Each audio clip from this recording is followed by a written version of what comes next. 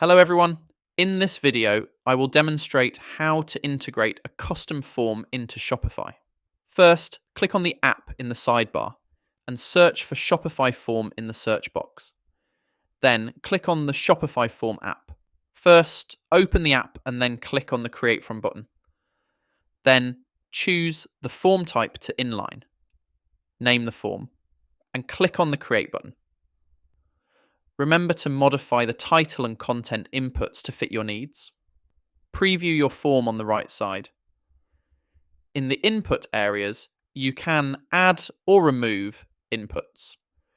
To add a new input box, click the button that says Add New Field, then choose the field you want, or you can create your unique field based on your requirements. Then set the field name, and you can set min-max validation. Check the box to make it required to fill, then click on the Done button.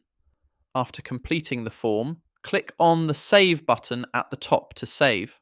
After that, click on the link that says Create Landing Page and set the values for the title and URL. Then click on the Done button. Then click on the Open Theme Editor button and you will see the form you have just created on your website.